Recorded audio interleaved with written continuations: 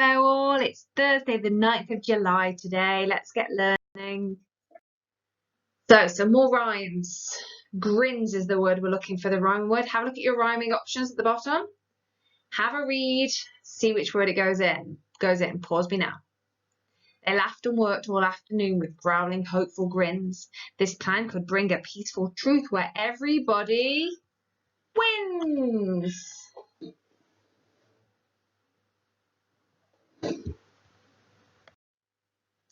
So have a look at your rhyming options at the bottom, read those words, then read the caption, and let's see which word it is. So pause me now. They worked until the sun went down and left a dusty glow, preparing all things they'd need for putting on a show.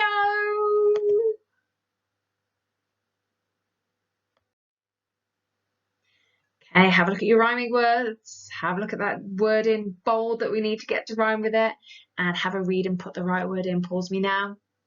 So girls sat with Aristar upon the empty stage. The audience consisted of a donkey and a page.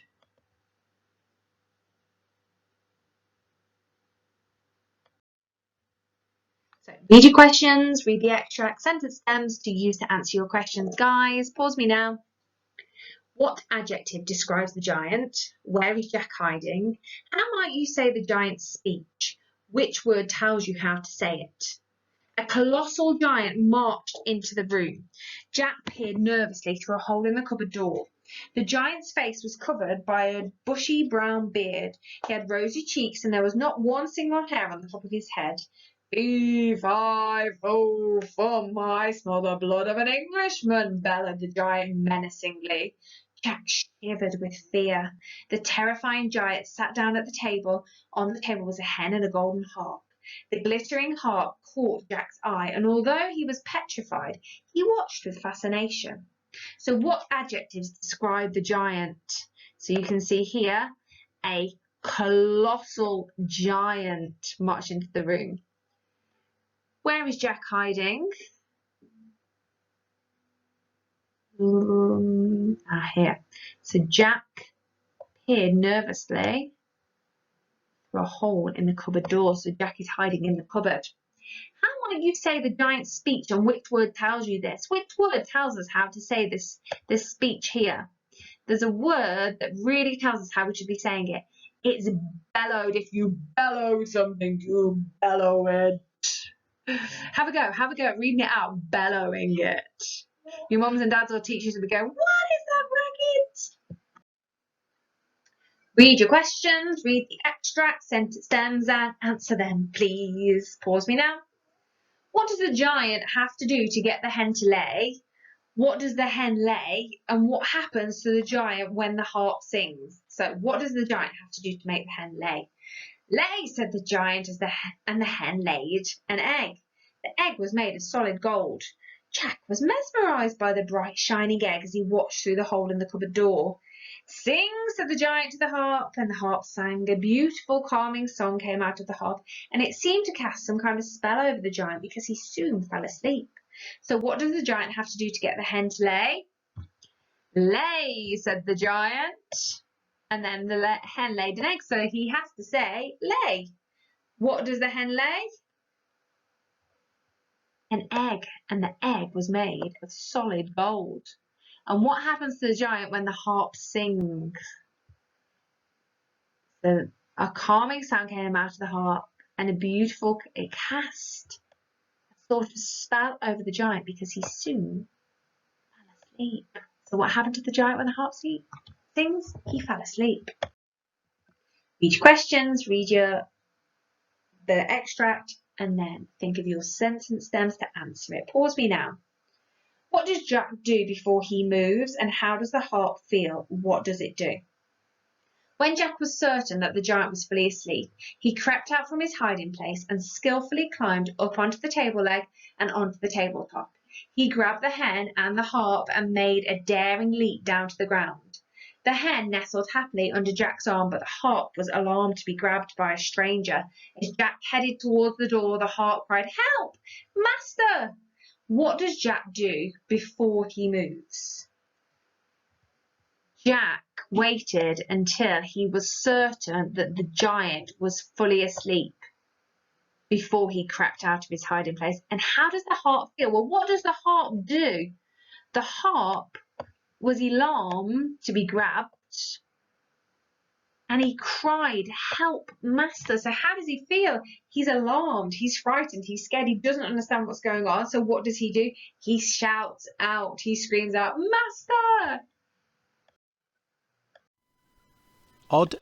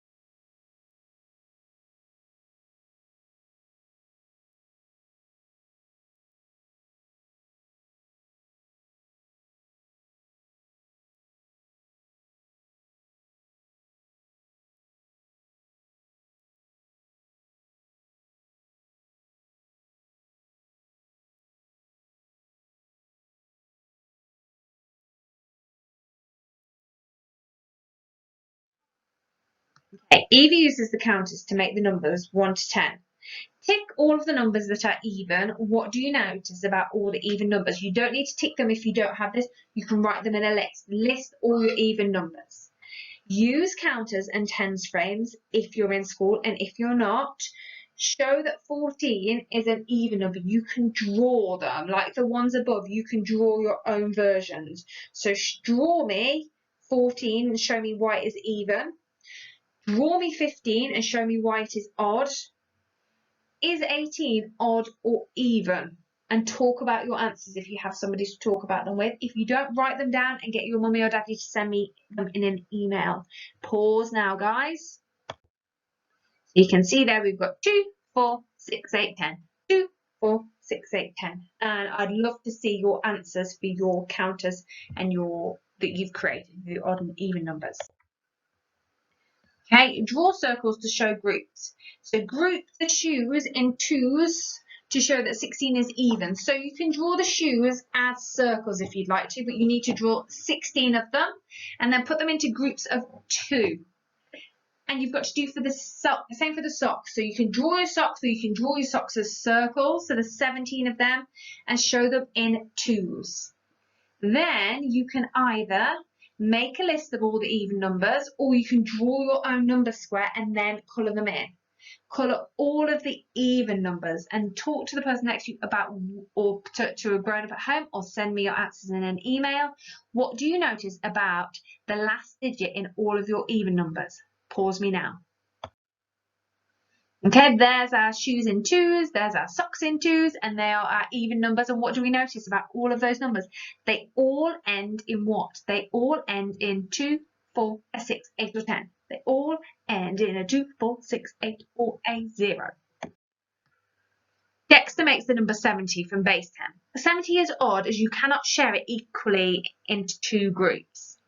Oh, what mistake has Dexter made? That's not right, Dexter. What's he thinking? I like his thinking, but he's thinking about tens, isn't he? And he's just tried to share tens, but we share ones, don't we? So Teddy has a 2-digit number. The first digit has been covered up. Is Teddy's number odd or even? I want you to write odd, even, or you cannot tell. And I want you to tell me why. And Dora has a 2-digit number, and the second digit has been covered up. Is Dora's number odd or even? Circle your answer, odd, even, or you cannot tell, and why. Pause me now. So you can see 70 is not odd because Dexter's dealing in tens and he's not thinking about the ones. Each 10 is an even number, isn't it? So if we share 70 in ones, it is an even number. It ends in 0. So if it's 2, 4, 6, 8, or 0, it is always going to be an even number. So Teddy's number is definitely going to be even. It can be the biggest number in the whole wide world, but as long as it ends in a 2, 4, 6, 8, or 0, it's going to be even. But Dora's number, we don't know what that number ends in. So we can't tell whether it's going to be odd or even. It's the end digit that tells us, the ones that tells us, the units that tells us whether it's odd or even. Okay, now if you are at home and you do not have 2 die, do not worry about this. If you are in school and cleaning the die is going to be tricky, do not worry about this. But if you can you answer question 7, please? So you're going to roll the die, 2 die, and find the total. And you're going to complete the table. So die 1 is, you're going to tell me your number and whether it's odd or even. Die 2, whether it's odd or even. Add them together and tell me whether the total is odd and even. Okay? Can you spot a pattern? Number 8, Whitney is making a number pattern. So have a look at the numbers that we can see. Can you fill in the missing numbers? Write 2 numbers greater than 30 that could be in the pattern. Write 2 numbers greater than 60 that could not be in the pattern. Pause me now. So we've got 3, 5, 7, 9, 11, 13, 15, 17, 19. These numbers are all odd numbers, aren't they? They're the opposite of the even numbers. We could have 2 numbers, could be 31, 33, but you could have lots of different numbers. 2 numbers greater than 60 that could not be in the pattern would be even numbers. So bigger than 60, but even. Pause me there just to check your answers. Okay, Clue number 4, name game changer. Not our name game, a different one. It's getting late and the flames are growing higher and higher. Colour in the view out of your window to reveal the next clue. If it's an can be added to the word, colour it in orange. If it's less, can be added to make a new word, colour it in red. If it meant, can be added to the new word, colour in yellow. And if no suffix can be added to the new word, colour it in dark blue. So we've got to figure out, have a look at the words. What ending can you add to each of the words? If you can add to the word, then write the word in orange. If you can add less to the word, write the word in red. If you can add meant to the word, write the word in yellow. And if you can't add anything to it, write it in blue. If you don't have those colours, you can make your own colours up so that it works, as long as the system works for you. We need to find all the orange words, because once we've got the orange words, we're going to find out the bun burner's surname. Okay, so if we look at buckets, can we add to buckets to make a new word? No. Can we add less to buckets? Bucketless. Bucketsless. No, not if it's got the S on it. Can we add meant to it? Buckets meant. No. If no suffix can be added, it's a blue word. So buckets would be blue because we can't add anything to it. Let's find. So the word thank in the middle. Thanker, nope. Thankless, yes, so it can be red, can't it? So thank will be less and it'll be red. So have a look at the different words. Which colour are you going to give each word? And then we've got to find the orange words, okay? So pause me now. So you can see that your words will look something like this. And you can see that we have reader, eater, kicker, attacker, and burner. So we've got an R, an E, a K, a B, and an A. Ooh, what name is it? The bun burner's surname is Baker. Okay, so who have we got that's got the surname Baker? First name, surname. So we've got Charles Baker. And Tomasina. Who's it gonna? I hope it's not Tomasina. I'm sick of saying that name. Is it a girl? Don't know. We don't know if it's only. I'm saying it's a girl. She's got a right tricky name to say. She might be the bun burner. Let's see. Now you're going to retell the story. If you want to, you can use the puppets to help you tell your story, or you can make your own. Remember, you can make your own puppet that's starring you. Let's have a look at some traditional features that we're hoping to see in there. And you've got your story map as well to help you. So you've got lots of different ways that you can help learn the story that we're going to tell. So don't forget, we've got a fairy tale language. So you might want to start with Once Upon a Time, magical, talking animals maybe. We've got a talking harp, haven't we? Princes and princesses, or giants, usually end in happily ever after. Then we have some keywords that you might want to use. The magical kingdom. Where is our story set? It's set in the cloud. Well, it starts in the cottage and then it goes to the clouds, isn't it? And then there's a keyword map here in case there are any words on here that you want help spelling. You should be getting these words bob on, guys.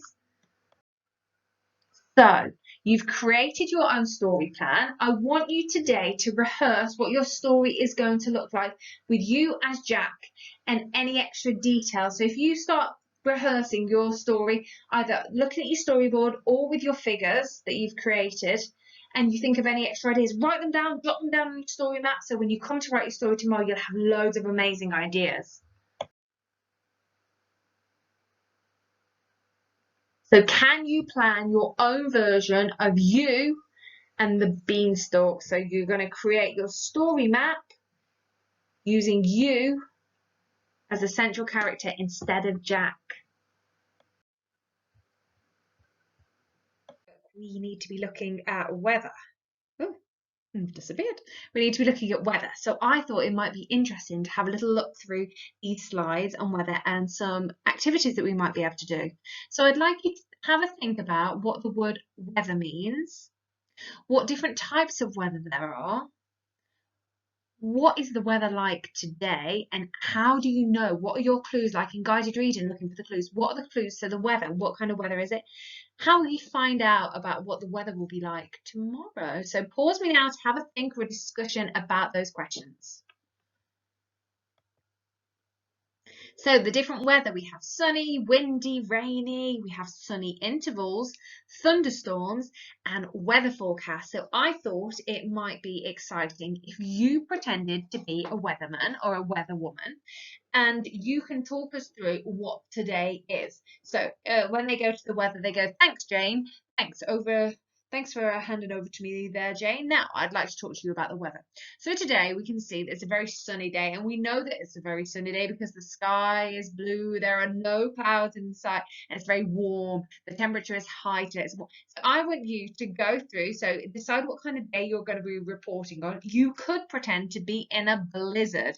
It could be the coldest, most wintry day you've ever experienced. It doesn't actually have to be what day it is today. And you're going to do a presentation as the weatherman or the weatherwoman in the studio, being handed over by Jane or whoever you want. I want you to do some reenactments of what it would be like to be a weather person, please. I've just had a mare. I don't know if you've got what I've just done or whether it's been re-recorded over. I don't know, but I've tried to highlight and click and it hasn't worked. So I'm going to start. I don't know. So if we start with branches snapping in the wind, which one of these looks like it is the picture for that would make a branch snap in the wind? Rain, really heavy rain might. Wind, snow, really heavy snow might as well. Sunny and cloudy. But let's have a look at these other pictures and see about these. So pause me now, because I might not have told you to do this already.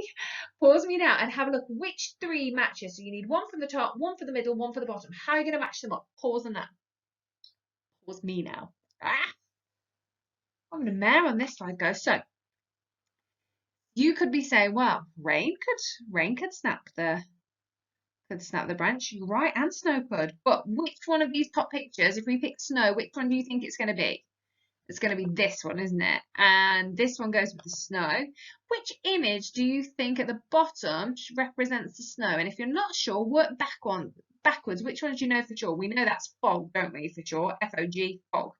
Which one do you think is going to be snow? Which one looks like it's like this one, I reckon? Yeah, all greens, all the greens. So then the rain, we said rain could have broke the branches. Is it going to be pink? No. No. Which picture at the top is going to go with the rain? Is it going to be the car fog lights, the sun cream, or the umbrella, of course? And then which one of these at the bottom? Which one at the bottom? It's the center one, isn't it? So which one of these has made the tree branches snap? Windy, sunny and cloudy, or fog? Wind, yes. Shall we have a look? Which one do you think is the wind on the bottom here? Well, this one says fog, doesn't it? This one on the far left-hand side, what's that going to be? You can see the little sun behind the cloud. This one is the wind symbol, so they're all our pinks. So then let's go to the car fog lights. Which picture shows fog? Yeah, it's a misty, magical cloud, isn't it? A fog-like cloud. And then this one says fog, that's easy. And then the last three, let's check we've done it right. Our sun cream, when it's a sunny and cloudy day, and there you can see the sun behind the cloud. Good job, guys. Now, how might we measure the weather? That's a question for us, isn't it? How might we measure the weather? That's a tongue twister.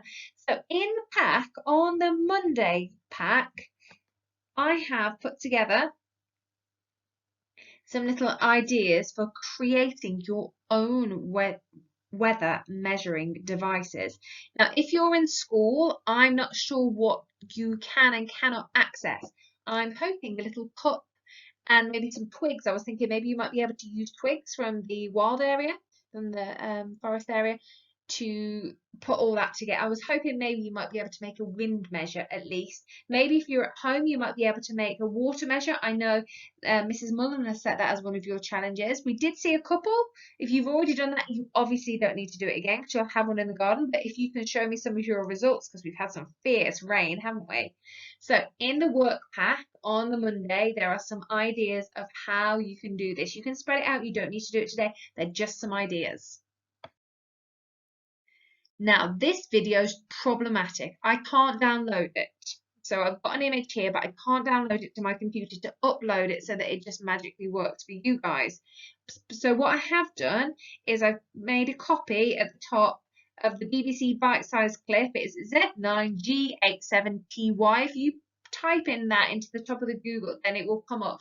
Or you can just Google making weekly weather recordings and that video will come up and you can have a little peek at that video and give you some more information about weather stations. And this is what they would look like. Now, the thermometer, we can't make thermometers, but if you're in school, there might be a thermometer that you're able to put outside. We had one in our classroom for a little while, didn't we? That's how your rain gauge will look if you're at home or if you're able to create that. And then that majestic beast is what the wind direction. You're going to have a little think of, find out of where north, south, east and west is, aren't you? Maybe you need some grown-ups to help you do that if you don't have a compass. Phones have compasses, so you'll be able to find that information out by using your phone. And then I have included in the work booklet a weather report. Now, you don't need to download that weather report to be able to write a weather report. You can have a look on the screen right now. Actually, I'm going to put a bigger one on. I'll add an extra screen in after this one to do a bigger one so that you can get an idea of what it is that we need to look at. I'll do that now. Here I've blown up the sheet a little bit, so if you are at home or if you're in school, and it's tricky getting everything printed out, isn't it? So you can create your own weather report replicating this. So you can put a date and a season at the top, and then you can put what the weather is like today. You can draw an image. Today it has been, it is spelt. So there's some words underneath that you can use to include that, and then you can create yourself a little weather chart. And every day when you come into school or when you wake up in the morning or before you go to bed in the evening, you can create your own little weather chart, and we can keep a tab of what the weather's like. Now, you might not be able to do the temperature, you might not be able to do the rainfall, you might not, whichever it is that you have made and created to be able to record, then you can fill that in. You can also talk about, you can do the little symbols if you wanted to. So on the Monday workbook, there's the little symbols that you can use. So you can make it and add to it however you want, but it would be lovely to be able to see a weather chart where I can see a real clear picture of what the weather has been like. So the little weather report that we did at the beginning of this, I wonder how much more information we've got and that we feel like we've learned about being a weather reporter. I wonder if we can do a week's weather report. So have a look at your little table of results that you've been keeping, and you can do a reflective. This week, the weather has been, and you can take us through each day and talk to us about the different things that you know and that you've recorded about each day's weather. I would love to see some videos. I'd love to see your charts. However you do it, I would love to see your weather reports for a week. And then the next few slides are the slides that we had before on the CC stuff. I know you've started to work your way through some of these, but I know there's still some activities that some of you haven't worked your way through yet. So I thought, you know what, I'm just going to keep all this together, and then it's a pick and choose what it is that you'd like to do, isn't it? So here is the time capsule where you can create a news report about your experience of lockdown. You could do a diary entry. You could also do a diary entry if you're in school now. If I know things are changing all the time, so you might have a different diary that you could write in now. These are some little things that we talked about. Now more and more of you are coming back into school, so this might not be as appropriate, but still some of you are at home, so you might like to do this. This is the pen pal option, which I thought was a fabulous idea. You could really make somebody's heart sing, couldn't you, with this one? Then we've got the Little Book of Lockdown. So we're doing the digital book in school, aren't we? So how are you guys getting on with that one? Have we got any information that you want to forward on to me? Because I'd love to see that. And then this is our connected curriculum menu challenge board, and I know that some of you guys in school have been starting to work on this, and it has been fabulous. Mrs. Statham and Miss Budden have been talking about all the beautiful things that you're doing, and I'm very impressed, very, very impressed. So I thought I'd pop this on here as well in case there's anything in there you want to keep on beavering away with. Good job, guys.